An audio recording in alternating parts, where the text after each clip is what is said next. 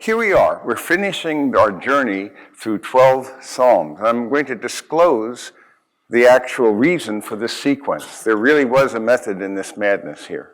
And in doing so, though, I would like to focus then on Psalm 90 as we take a look at this. And I saved, in some ways, the most amazing psalm of all for last. It is amazing because Psalm 90 is, in fact, a prayer of Moses, the man of God. And remember, in the Hebrew text, that superscription was part of the text itself. So we have inspired authority saying it's the one and only psalm by Moses, and therefore the oldest of the psalms as well. And from the internal evidence of the psalm, it's easy to discern that he's an old man. You can discern that he's a wise man. You can discern that he is a man who's realistic, but still has a biblical hope as well. He has prudence. And so we'll just quickly zoom through it right now, just to get the freshness and the marvelous beauty of this insofar as he begins with God, and you've been our dwelling place in all generations. Before the mountains, it's interesting though, he uses Adonai rather than Yahweh here. You can see by the lower caps. They're not lower caps. But which is the name, the covenant name is Yahweh.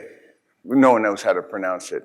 But he's not using that. He's talking about a God, though, who is one who is known for his created power. So the Adonai has to do with a lot of that. And he's referring to the fact that you've been our dwelling place in all generations. Before the mountains were born, or you gave birth to the earth and the world, even from everlasting to everlasting, you are. You're the one who is all things. And then the radical contrast between the eternality of the living God and the transitory, ephemeral nature of the human condition, how brief indeed is our life. And he uses 4 metaphors to underscore the brevity of our earthbound sojourn. First one, the imagery of turning man back into dust and saying, return, O children of men. 1,000 years in your sight are like yesterday when it passes by. I'll have a word to say about that. Or as a watch in the night, which actually now instead of a day, it's a 3-hour period of time. A watch would be 3 hours. Or another metaphor, you've swept them away like a flood, they fall asleep, and you have the image of building your castles on a beach, and then another wave comes in and takes out. It's like a civilization. One comes, another goes, just like that. All the works of man. The greatest thing we can do is to write our names on water. How long will that last? You see?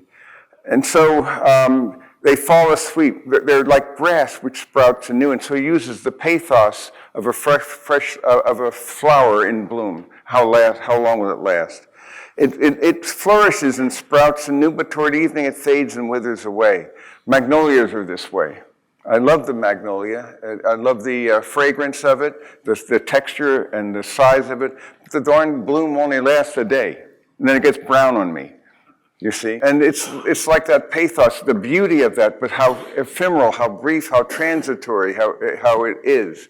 That it's a poignancy about the beauty of a flower that you begin to see fading and you can't reconstruct it again.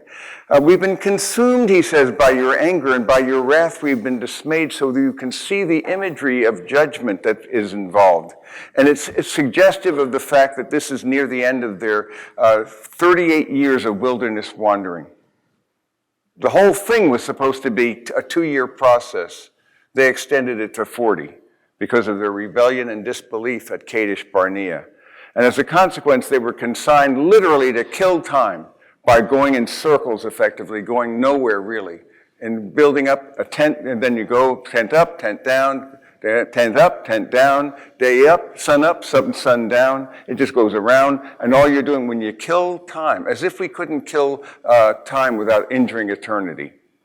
You see, they kill time and they kill their lives, and their days are so brief. And so there's a tragedy that's involved in this. You placed our iniquities before you so you can see once again the rebellion that finally led to enough. And he said, after their grumbling and griping and murmuring and complaining. But when they drew back in radical disbelief and said, we can't do it, that's when finally they went one step too far. And so you can see, as a consequence, there's a rueful repentance and a realization during this time.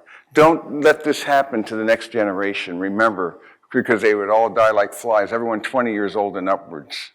And so you can be sure that generation of dying people would make sure their next generation would know not to do that. And indeed, the next generation had the courage to conquer. But then the generation after that, it was another story. It doesn't seem that the revival lasts beyond one generation. God has no grandchildren.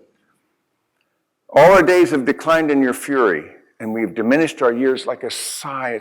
It's a pathos of an expiration, almost like the expiration of life, the last breath, like a sigh. And he says, as for the days of our life, that's, by the way, was an old soap opera that had, remember that? There was a thing that was called The Days of Our Life. This is where it came from. You see, the days of our life. Search for Tomorrow. I remember these horrible soap operas my mother used to watch. And I said, even as a little kid, I said, what does she see in this? This hideous organ music and so forth, and pathos, and it's really bathos, pathetic. But the days of our life that contain 70 years, and this is where we got the idea, 70, maybe 80 years. Yet their pride is but labor and sorrow, for soon it is gone, and we fly away. We just disappear. We're gone. And so, like a bird, if you look in the second time and he's gone, that's the brevity of the earthbound sojourn. James uses the idea of your life is like a vapor. That's even more pathetic, because if you're in a cold winter day and you see your life, your breath, that's how long your life is. It's a breath. It's a mere breath. So the imagery is, who understands the power of your anger and your fury according to the fear that is due you?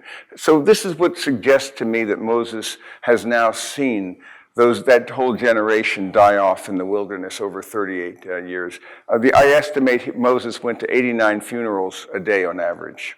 There's reasons for that, but he went to a lot of funerals. He was a realistic man. So teach us, therefore, at the critical point in this psalm, here's the application.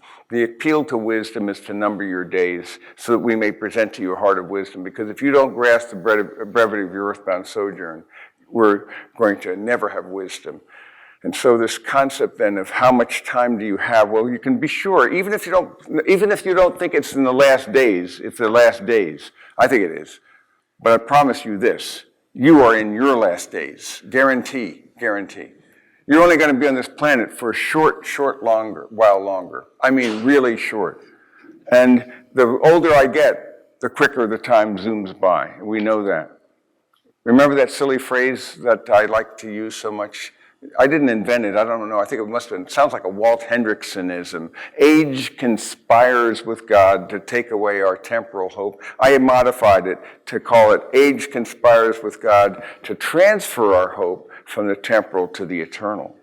So it's more than just to take away temporal hope. That would leave you in despair. But it is to transfer your hope to that which you should be hoping in and should have been all your life.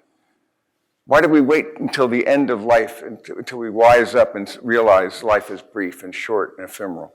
So teach us the number that we may, without which you cannot have wisdom. Wisdom is the application of knowledge. So do return, O Lord, how long will it be? And be sorry for your servants. Satisfy us in the morning with your loving kindness. He's appealing for God's wrath to be removed and the effectiveness of their sin to be overcome by his grace, that we may sing for joy and be glad all your days. He says, make us glad according to the days you have afflicted us. Again, this imagery of the wilderness wanderings and the afflictions that took place. And the years we have seen evil, let your work appear to your servants and your majesty to their children. And let the favor of the Lord our God be upon us, the aureole of God's blessing, the favor. It's like an image of his blessing image. And confirm for us the work of our hands. Yes. Again he asks, cries out, it's the worker, looking down the corridors of eternity and saying, is there anything I can do that will last? Is there anything that will grant me perpetuity? Or is it all in vain? This is a fundamental question. So he says, give us hope and confirm for us the works of our days. So you can see it's a rich and profound psalm, this man of God. And as I go to this sequence, you'll see why I chose it. But it makes me think about, it was the very first issue I did on the Psalms. So I said, with the completion of the reflection series in Philippians last month, I've decided to do a short series in the selected Psalms. I did about 30 Psalms. This was back in July 1990. May I tell you, I remember it was like it was yesterday. I can see myself there because the second page always gives us a little update as well, you see. And so that's what a new version of Talk to the Bible just published by, and those of you, I'll be teaching a Heart for the Harvest seminar. I don't even remember doing it. But what I do remember, though, is the brevity of this earthbound sojourn and coming up with this psalm, and this oldest of the 150 psalms, 3,400 years ago. And yet it still rings with clarity of truth for us, the eternality of the truth. And I said, in spite of its antiquity, the message of the psalm speaks to our time with particular relevance and force. Now, I want you to hear this, what I wrote back in 1990, and compare it with what we now have. It's very important for you to see. It was very kind of illuminating to realize this. It says, nothing in the history of the planet even approaches the things we regard as routine. We're talking about vehicles for communications, transportation, wizardry, and so forth. And yet, how would you put it now? In comparison with the technology of 1990s, the concept of a smartphone didn't exist, you see. It was only in 2007 when numerous technologies had to actually simultaneously converge to make that possible, for you to have a Waze or an Uber. We couldn't have done it before. An amazing convergence of things. And if that was in 2007, what's happened since then? And in fact, what's happened in 5 years then is happening in less than one now. And the rate of change is itself changing. It's accelerating. It's an exponential curve. And it is an astonishing implications for a wide array of reasons that should make us very fearful if we didn't have a greater hope than that which is in this world. Greater is he who is in you than he was in the world. Otherwise, I'd be in holy terror. But that's another matter. I said, yet a good case can be made that there has never been such a wholesale disregard for the practice and propagation of wisdom as there is in our increasingly secularized civilization. Well, the obvious point now, I look back these many years later, how much more true is that fact? It's not less true, it's more true. Most people flow along without resistance with the current of the culture. And you know my little phrase on that. Any dead fish can float downstream. You see, it's a good metaphor because you contrast a dead fish with a salmon going against the current. There's something going on there, something powerful that pulls it against that current of the time. And unless you have a calling that transcends this culture, you'll just be another person who follows the agenda, plays the song, and even maybe if you're a Christian, tries to baptize the secular agenda, even with its postmodernity and wokeness, and to try to baptize that and suppose you're being now prophetic. Again, as Colson put it, theologians seem to walk around with theological bell-bottoms. You see, they're trying so desperately to be current and cool and relevant. And at the end of the day, they just diminish themselves with their sloppy attempts to be cool and to increase the audiences and play by the wrong figures, looking at the wrong person. But that's another story. When ultimate end, as Peter Craft puts it, when ultimate ends disappear, toys remain. And this phrase, I think it's T.S. Eliot, I'd rather live as I do in daily terror of an eternity than to believe that this was merely a children's game in which everyone gets equally worthless prizes in the end. Is that what it's about? And my iconic image, Stuart and I were doing a podcast, we're calling it the Reflections Podcast. And we were talking about Christmas and the incredible annual disappointment and often despair and depression and sometimes death, more suicides. The iconic image was when my aunts in Texas, my aunt and uncle, They were real control freaks, and they sent a package to me almost 6 weeks before Christmas. It was a Christmas gift. And I was mulling this over and so forth. Way too long for you to do that, you see. You're imagining what it might be. And your inflation expectation increases as the season goes by. And I still remember the day, the moment I opened it up. And you can imagine, to my horror, it was a belt from some department store in Fort Worth, Texas. And that is an icon of disappointment, because to be frank with you, even my best presents were disappointments compared with my hope that I had the night before. I had a longing for peace on earth, that things would be right among men. But it would always be dashed in the next morning. That's why we loved the Christmas Carol. I used to watch both the 1938 and the 1951 versions of it. The night before. It became my youthful ritual, whichever happened to be there. And I did that because it gave me this longing. How could a person, such a horror, such a misanthropic man of greed and rapaciousness, how could he be so transformed by that angel, the spirit of Christmas to come, the awful judgment before him?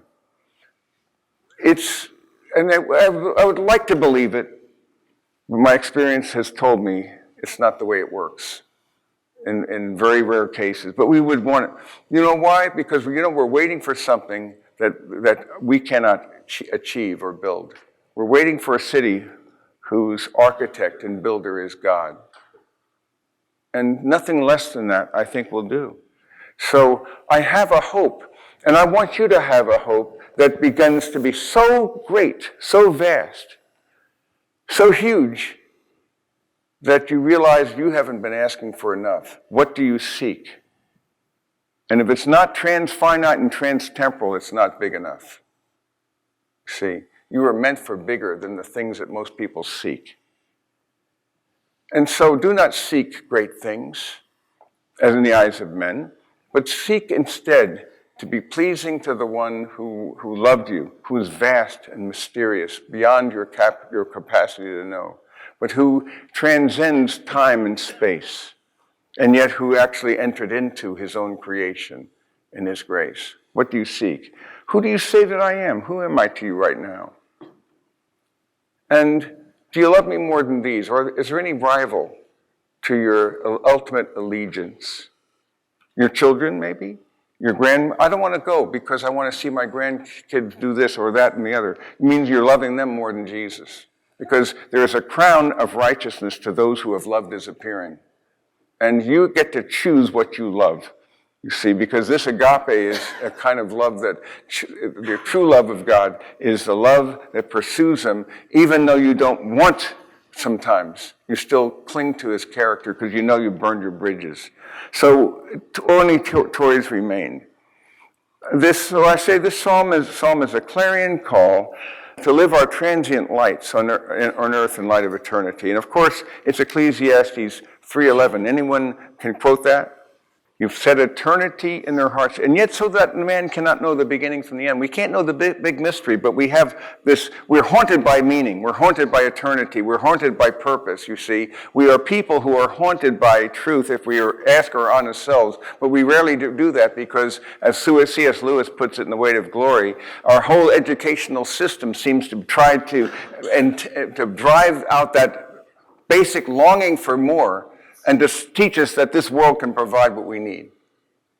And so this concept, then, we are more than that. And so I mentioned here, again, the four metaphors for the brevity of life, and the idea of killing time for 38 years. And it made me think about a few things. One thing that's humorous, and another thing that's not. Well, there's a pathos to this. You've seen this before. I've done this before. Back in 2016, I got this. Remember, you were longing for hair. First, you had long hair, then you were longing for hair. Because I look at myself. How did it happen? You know, I was again, Berkeley, California, summer of '67. That's where I lived. Summer of love. And I knew what that was like. Now, the difference between a keg, my fraternity days, and now it's an EKG. Then it was acid rock, now it's acid reflux. Moving to California, that's what I did because it's cool. Exactly what I did. I moved to California because it was cool. Then moving to Florida because it's warm when you get a little bit older. Again, this is back in 2016, it's still true.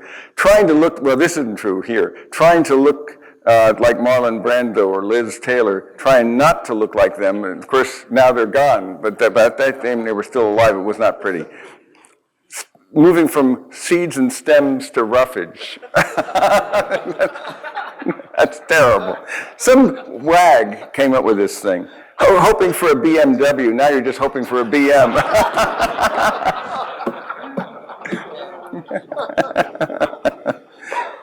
going to a new hip joint. Now I'm getting a new hip joint. You see, how many people I know who regale me with their litany of surgeries that we have. You know, when you get to a certain age, here's what you start doing. You start having organ recitals. You talk about, you think that's bad? Look at me. And so they're just comparing their lumbago with the other's arthritis. So, or the Rolling Stones, now it's kidney stones. We'll screw the system, now it's upgrade the system. Disco and Costco, that's kind of funny. Parents begging you to get your hair cut. Children begging you to get their heads shaved. Passing the driver's test, passing the vision test. Whatever, now you're in Depends.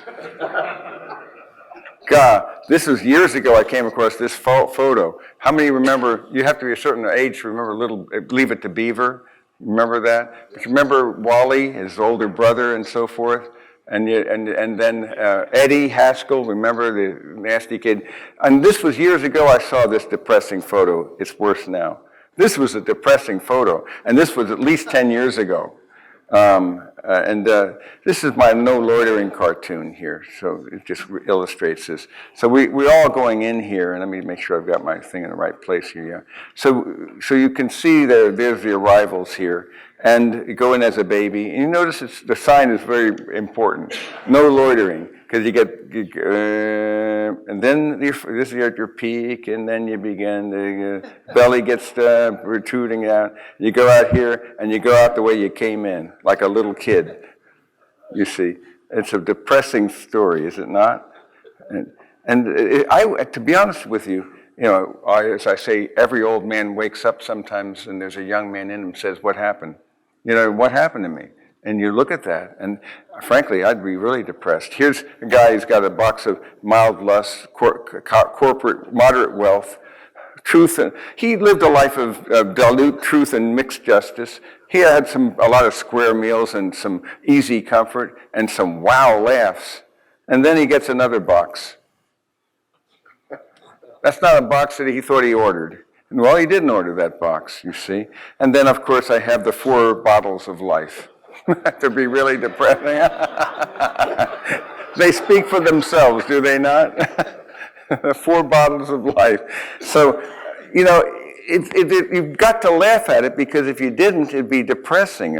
I think about this whole idea. And this Far Side cartoon, she says, it's George, he's taking it with him. So there's obviously a widow. Of course, the 50s hairdo is mandated in Larson, because he's freeze-frozen in the 50s, as you know. So at any rate, what's going out? The piano is being taken up, his TV set, his golf clubs, even his dog's going up into this cloud. And of course, she's saying he's taking it with you.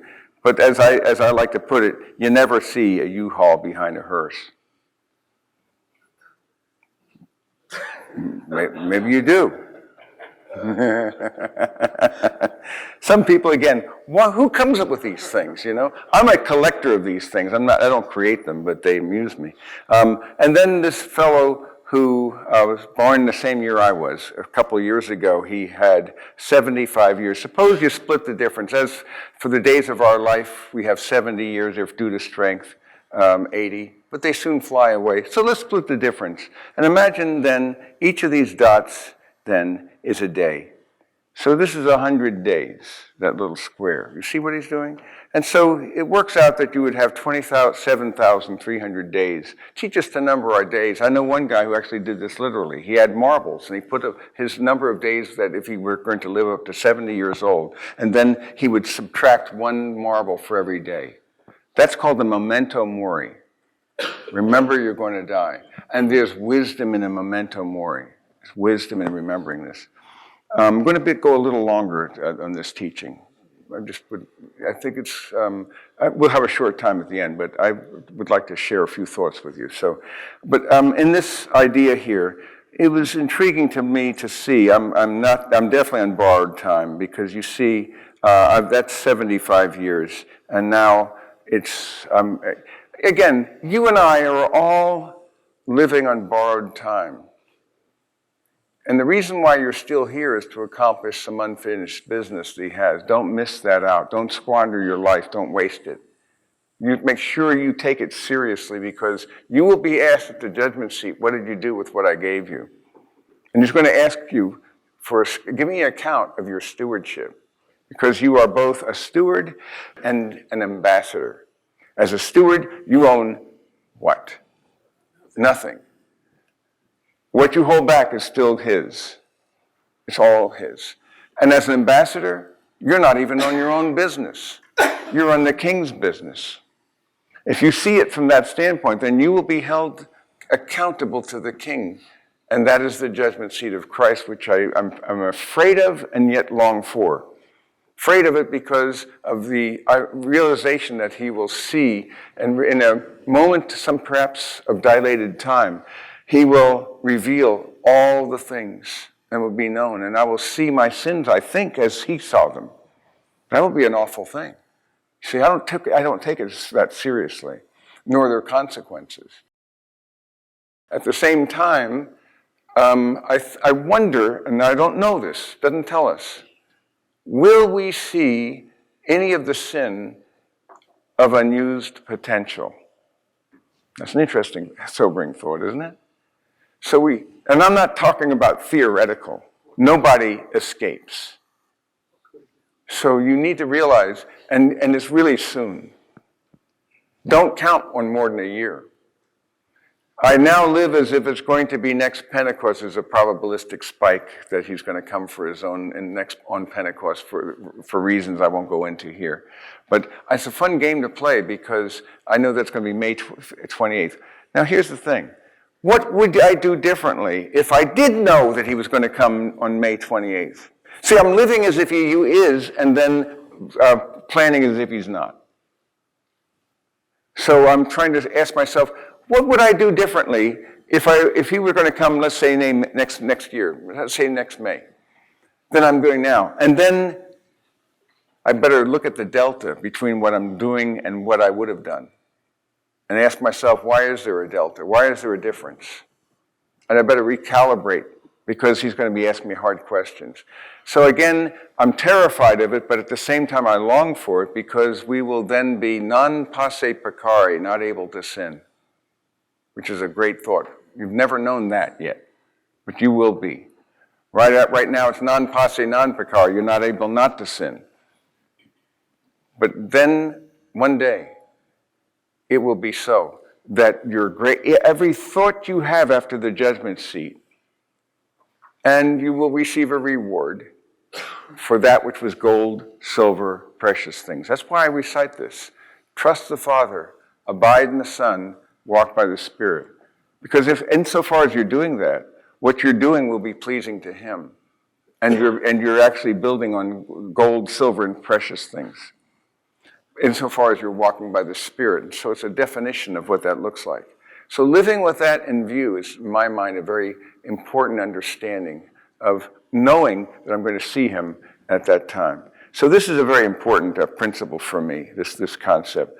There's a book that I told you about, The Angel and the Voyager, and I want to use that as a little illustration of this as we kind of round out this year. So it's kind of like my Christmas message, my year-end message for you. That's why I wanted to take a little extra time, things that were important to me. And this is where we look at his Course of Empire and Voyage of Life paintings. And if we looked at the Voyage of Life, there are 4 paintings that so struck me when I was with my friends Raymond Walker and Edgar Schaefer, who just went with me to Knoxville last weekend. And it was a great experience to see these. The Stooges were in Washington. They were also in Knoxville. So there's a joy in having a continuity of those relationships. But when we beheld, and I looked up Edgar's commentary on that time, and he reminded me of things all 3 of us had forgotten that we'd done that day. How we went to the botanical garden. I have photos of that. But how God saved the best for last. The last thing we saw was these paintings at the National Gallery of Art. And it always illustrates this fundamental theme in an allegorical manner of the cycle of birth, growth, decay, and death, the ocean of eternity. And all of us are on this same boat. And you deal with the 4 seasons of life when you're dealing with childhood. And it's a fascinating thing when you see this angel. The child, of course, doesn't see the angel, and the angel has the rudder. And he comes out of this dark, mysterious area. It's almost like the birth canal, but it's an imagery here where you can't see the top of it. You see, he doesn't allow you to see all the way up because we're in a world of mystery. We can't understand it all. But the fecundity, the beauty, the glory is obviously in rich display along the banks, and you can see the fecundity, the exquisite variety, and the lotus illustrating life and length of life as well. So and he has the hourglass. You see let me draw this in small here, like that. So you have this hourglass. You see it? And then these are the hours also, these little figures, the houris. And so they're all highly symbolic, representing then that this child has been granted an entrance into a marvelous world of mystery and beauty and splendor. And it is, in fact, alive and magical. But then the next image we see, the angel is still with him. And just as he was when he was a child, he doesn't see the angel. But this time, notice he's the one who has the hand on the tiller. So he's the one who is now going with his hour and his hopefulness, his youthfulness. So now we have the idea of youth and all the hopefulness of youth. And what's he looking at? You see him looking up in this direction here. What he's doing, he's looking ahead, and he sees this castle in the air. An idealized look. That's what he longs for, and youthful longing and aspiration and attainment. So he sees up here, and that's where his eyes are. But he fails to see something more needful, the fact that this thing doesn't go up that way. It goes to the right. See, what he thinks he's going to go is find what he's looking for. But what he doesn't realize is if you look over, it continues to go back there. And it continues until you see it's going to go to the next image here. That he cannot see. And whether he likes it or not, he is confined to the river of life. You can't get off this life. And you cannot stop time. That's the imagery here. So you can acknowledge, but you have to make a decision as to what you do with that. So then he is in his manhood. And now you notice something's happened here. He can't steer it anymore. He doesn't have that. The angel's still there. Never yet have seen the angel, but off in the distance. And so, but now he's in this despair. He's in that place we just saw in the previous image where he was going to the right and not to the way he wanted. And he sees his hours have diminished in that hourglass. And the boat is now frail. And he cries out in his desperation because for the very first time, he can envision the ocean of eternity and the ocean of death that he could not have seen before. He now sees it in front of him. And in that desperation, you'll notice as well how there's no beauty in it. Everything's death, you see, all decay. There's no vitality. Nothing's alive. And so in that incredible moment when he cries out to God, he is going to be delivered. And for the very first time in old age, now he doesn't have an hourglass even. There's no rudder. The hours are gone. And he, for the first time, beholds the angel who was with him all his time. And so it's an image. And then the angel points him to another realm something further up. You see other angelic presences that are moving and waiting for him, and even more, and further up and further in. As it goes on and on. So it's a lovely picture in many ways. Now, yeah, I don't buy the idea of angels as men, or now he's got them as women with wings. That's not the point, though. The point is that the association with that idea, that process of the earthbound journey is what's so critical as I can see this. So as I go back to this psalm, then, I'm invited to remember what Cole himself realized. And effectively in this book, he comes to faith, it appears, near the end of his life, because his paintings get more and more cruciform, which is an astonishing thing. So he had plans for doing more paintings, but you can see the cross here in paintings, the sketches of series he never did. Another one's over here where you can see the cross over here. Very big change and a very big movement in his paintings. And so he contrasts the cross here, again, another sketches for a new series he was going to be doing about the pilgrim. So something was going on with his life, and so this actual book then it really follows that and uses the beauty of his paintings to draw people to the goodness and the truth of God. This is a gospel tract. It's just a good-looking one. And it's for a person who may be skeptical or cynical, and it's designed to get you past the watching dragons of critical objections by speaking to the heart and speaking to beauty. That is why the beauty of the book is there. I'm not trying to sell it, I'm just trying to tell you the reason, but why it's so meaningful to me, especially as I grow older and recognize the very precious present. And that's, to me, a very important idea. So we can't, I say at the end of this one, we cannot keep score by two systems.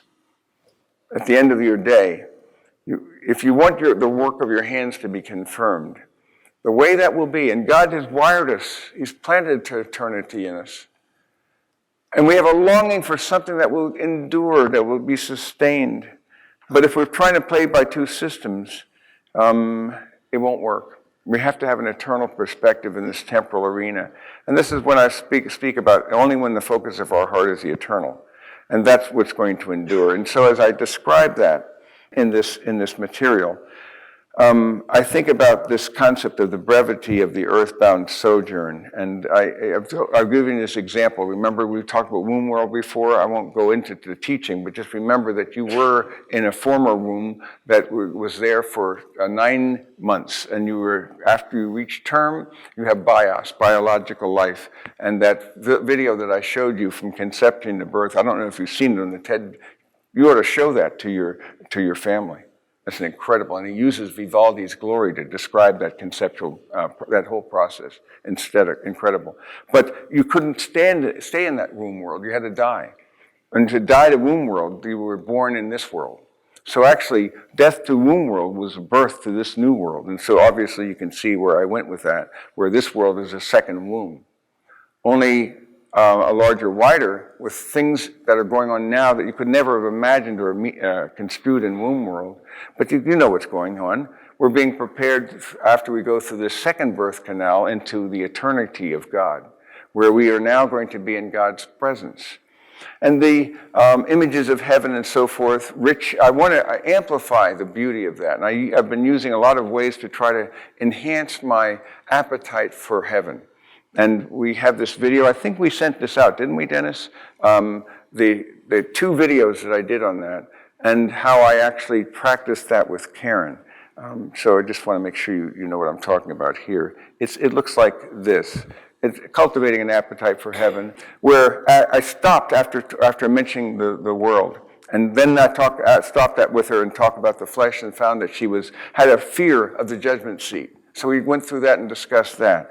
I talked about the devil, and then what's your thoughts about the loss of all these horrors? And then amplifying and discussing the nature of the resurrected body in the resurrected world, which will no longer be pushing back, but actually cooperating with our aspirations. And those aspirations after the judgment seat of Christ will always be pure. They will always be what God would have wanted for us. So the beauty of that then is that you not only have now, having been purified, whatever you want is what he would want, but also in a purified, perfected nature that will not push back against your desires, but cooperate, that will serve your desires. And then an unbounded future as a gardener of the new creation. So my thought experiment with Karen is, in part, is an orchard of every fruit-bearing tree that there will be. A perfect example in one orchard.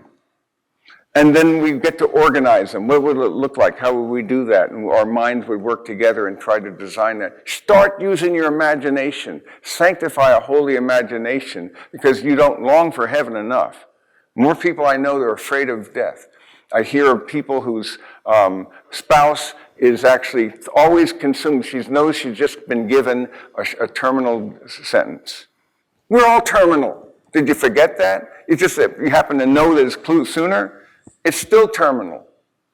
And if you'll recall the guy who was the emergency medic, and he saw that when he stopped lying to them, am I going to die, when he saw that they couldn't be rescued, that he would then start saying, yeah, you are going to die. And immediately, remember what they asked for? They spoke of forgiveness. Knowing they had, imagine this thought experiment. Imagine you know that you had less than 10 minutes to live. You see. It's not like you knew it in advance. You just suddenly discover. What would you think about? Forgiveness was one.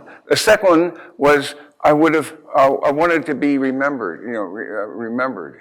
And the third one to have meaning. So you're looking at security, significance, and satisfaction, these fundamental needs that only God can provide. Is that fundamental moment. So this concept then has become so meaningful to me as I've been exploring this with her. And then you've seen me use this analogy that if you were given, let's say, 80 years, being generous. So we have 80 years. Some of us are beyond that now. And again, but we're all in borrowed time. We're all very near death. Or you see, or those who do not sleep. I like that idea. But that's another matter, going out with panache. The 70 years, you're 80. And you remember very well, won't you? You'll remember your 10th birthday, your 20th, probably 34. I surely remember my 50th birthday. I remember my 60th, and I very well remember my 70th. Those decades. And although they just seem to be clumping up together in a way they hadn't before. And so when I see that idea, but if I were somehow cognizant of the idea that I would have exactly as many days in heaven as I have on earth, and then I'm extinguished. Let's just use that thought experiment. But if I knew that the quality of those days in heaven are as I just described to you just now and better, I would have to be a madman not to live in light of that, even if it was only going to be 80 years. I'd have to be a madman if I believed that the quality of my life now will matter then. Wouldn't it make sense? You'd have to be a fool, because here's the point. Every man is giving his life in exchange for something. You have no choice. This day, you are giving your life in exchange for something. Is it worth your while? This is what the psalmist established, the work of our hands, give permanence to this longing in the midst of the pathos of death. But then, as you know, I do another thing with this. I then use that as a better example, you see. Because you see, what we really have is that something like that. I don't know what it's going to be like. It's going to be wild and nutty. It's going to be a ride. And so it's just going to go and further up and further up. And I use this in my imaginarium. Gosh, it's going up another way. And then who knows where it's going to head. But I'm going to promise you this, that our experience in the heavenly places, if your experience of life, your quality of life now, if this mattered for that, wouldn't you want it to matter? Wouldn't you want your life then to have added up for something? And so I'm just saying, use wisdom. Live as this is your last year. And when you do that, you treat this world as an entry into the next. And that to me is a very important principle. Now, finally, I'm going to give you the reason for the sequence. That's why I had to take so long, because there's many things to say this morning. Here's the sequence. Now I'm going to show it all at once. Whoop. Now you see it, now you don't. By the way, this thing on the right, you may be wondering about this thing on the right. Just to point to you here. You see these things here? Why is that there? Well, actually, I was experimenting with the various modalities of how wide my brush could be. So this was the largest, and then went to the smallest. But it's kind of cool the way they turned out. It's like heaven came down to earth. It's like his descent to our level. Because you see, the first psalm begins with an eternal perspective. That's what wisdom is. He talks about taking a long-term perspective. The one who is, so it's a wisdom psalm that is right where it belongs, at the threshold of the gate of the Psalter. Because it basically tells about the person who either is going to be watered or withered. Nice way to put it, watered or withered. That he is going to bear fruit, he's going to die. Those are the two ways. And then creation is the theme of Psalm 8. And so it elevates us into the splendor of God's created order and the beauty of that. And as you've heard me mention before, I believe that it is, in fact, beauty that connects mystery with goodness and truth. And so if I can approach people through beauty, which I'm seeking intentionally to do, then that general revelation of God can create an appetite for the special revelation. It can point beyond itself. If you've been drawn by that beauty, let's go to the source of beauty, goodness, and truth. The creation in Scripture in 19, because now it's a meditation on the beauty and wonder of both special revelation and general revelation. Both his created order, how they speak eloquently, but at the same time, the reality of the Word of God and what the Word does. So it's a rich psalm. And then 103 now gets us a little bit more intimate with God, because he brings us into the idea of his providential care for his people. And so he gives a historical review of that and how God has blessed him. Forget none of his benefits. But then I go into Psalm 139, and it now gives me more richness and intimacy about the qualities of God's omniscience, omnipresence, and his omnipotence. So those are the omnis. But it also tells us not only about the omnis, but about his providential care for us, that he actually has crafted us. So it's a wonderful portrait of the attributes of God. And then Psalm 22 gets us a little bit closer to the case. Here we have the Word becomes flesh. This speaks about, even though it's a messianic psalm, it speaks about the crucifixion, but then his transcending, going beyond the crucifixion. So you have the redemption of God. And then I think of Psalm 23 as an intimate psalm about his personal provision as the shepherd of our souls, and that we are his sheep and what we need. And then the Word of God is extolled more specifically in Psalm 119 as his special revelation. And the works of God are revealed in 107, his works in history. And he reviews, as they are needing to do, the consequences of our disobedience to his covenant promises and his covenant desires for us. And in light of that, then, our need for his forgiveness, you see, because now he gets close and his holiness begins to reveal, and who now can actually understand your fury and your wrath. And so the responsiveness to God, because of his penetrating holiness, yet a longing to know him. And then Psalm 90 brings us full circle to God's eternity and our brevity. So they're like a cycle. So that's what I wanted to show you there. Now, I only have a few minutes left, and I know I need to stop soon because there's some announcements, I think. Any closing thought or question? Because what I'm trying to do here is give you a portrait of your life. In fact, I'll just do it this way. I want you to begin and end with an eternal perspective. So the Psalms themselves are all about wisdom. They begin with wisdom, they end with wisdom. View this brief earthbound sojourn with the wisdom of that which is going to endure. God bless.